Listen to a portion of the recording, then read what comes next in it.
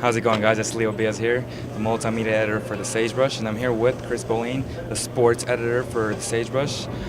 Chris, what did you think about tonight's tough loss?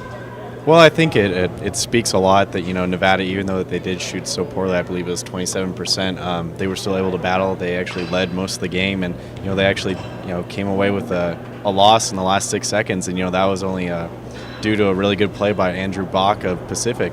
And, he finished well with his left hand, and, Marquise Coleman had good defensive play, and, Deontay Burton came back, and he tried to, get the game-winning shot, but, it just didn't turn out the way for them.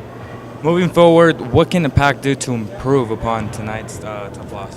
I think the biggest thing is, what Coach Carter said is, they're just going to move forward. It's only game one, and, it's a very long season, and, Pacific is no slouch. I mean, UOP's given Nevada a lot of grief over the last couple of years, and they did go to the NCAA tournament. So I think one of those things is they kind of have to focus on is just kind of resiliency. And, the big guys down low did very well, and I think Coach Carter isn't, too dismayed with their performance. He's going to keep sticking with his guys.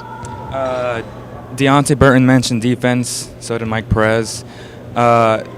Should that be a huge emphasis moving forward? I think the big emphasis they need to have is just resiliency. There were times last year when I felt this team really got down on themselves, and Burton and Perez kind of as the leaders, I think they just have to hold the big guys accountable and just that sort of thing.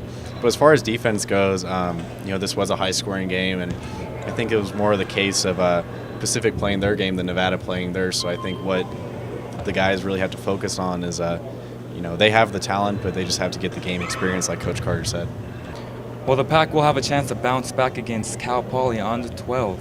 With all your latest Sagebrush news, I'm Leo Bias. I'm Chris Boline. Thank you for joining us.